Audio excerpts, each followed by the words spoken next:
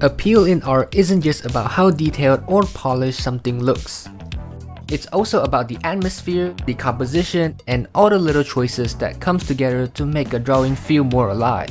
For me, learning to make my illustrations more appealing completely changed the way my characters feel on the canvas. Other than just striking a pose, there are a lot of other ways to add appeal, such as mastering camera angles, experimenting with perspective, and even adding a bit of foreshortening. In this video, I'll be sharing the things that helped me to do just that. But before we start, a quick note that I won't be getting into coloring or rendering here. That's a whole different rabbit hole, and honestly, I just want to focus on the foundation that makes a drawing feel more appealing, even before adding any colors.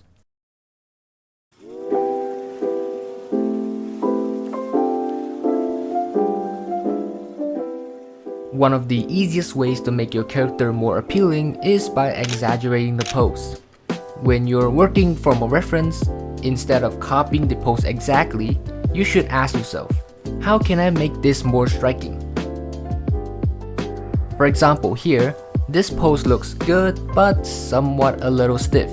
You can try to improve it by adjusting the angle of the hips, tilting the shoulders, or adjust the chest and neck to add more personality.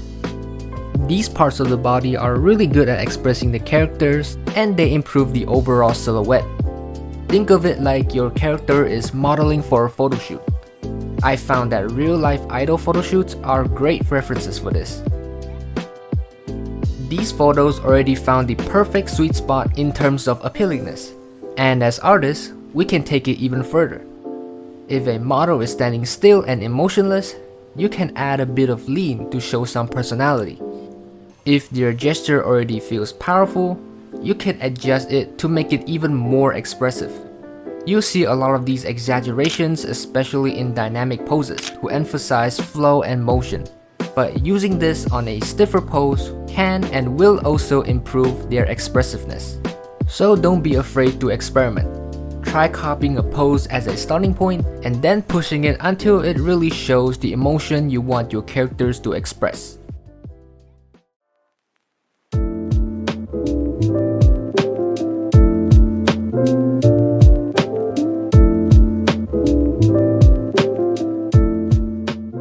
Another way to make your illustrations more appealing is through the use of camera angles.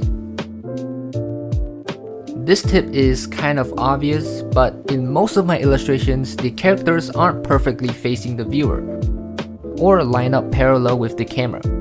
I'll often add a bit of foreshortening too, so the scene doesn't look too flat. Even if your character's pose stays exactly the same, simply changing the angles you view them from can drastically alter the mood. For example, here, looking up at a character from below makes them feel powerful and intimidating. On the other hand, looking down from above can make them feel small and sometimes cute. However, if you switch up the pose just a little, it can also make your characters look cool and composed. And the thing is, the angles you use does not necessarily have to be complex with wild perspective. A simple 45-degree angle combined with some good composition can go a long way in making your illustrations more appealing. A great way to test if your camera angles are good without redrawing the entire pose is through 3D models. But personally, I look through Pinterest for photoshoot references, and sometimes they also provide the same person in multiple different angles. Using camera angles are also where foreshortening naturally comes to play, which I'll talk more about in the next section. But the main point is, you don't always need to change the pose itself to tell a different story. Sometimes simply shifting the camera position can do the job for you.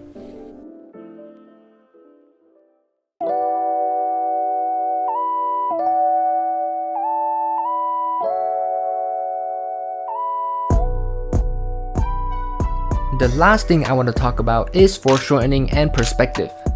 When used well, they can instantly make an illustration feel more dynamic as well as appealing. Foreshortening lets you push parts of the body closer to the viewer, creating that sense of depth and impact, which is great to emphasize action or emotion. Here I have a reference with little to no foreshortening. I can redraw this using contour lines, or what I like to call rings, to mark the position of the arms and adjusting them to be closer to the viewer.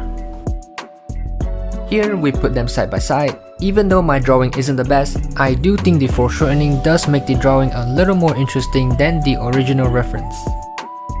With foreshortening naturally comes perspective, which pretty much exists in every illustration. Following the correct perspective not only helps with body proportions, but also let the background match them for a more appealing look. Perspective are usually done in boxes and grids, but I won't be getting into those in this video. On top of that, perspective distortion can also make a scene feel more dramatic. More notably, the 5-point perspective, or the fisheye, is quite a unique perspective for illustration. It manages to warp the surroundings in a way so that it naturally pulls the viewer's focus towards the character at the center. Although it's quite hard to master, it's still really fun to draw, and the illustration created using it does look really stunning. And that's pretty much everything I wanted to share in this video. I really hope you picked up something new along the way, or at least felt a bit inspired to draw after watching. I know I haven't been uploading much lately, things have just been kind of hectic behind the scenes, but I'm still doing my best to make more videos whenever I can. Thank you so much for sticking around and watching to the end, it really means a lot.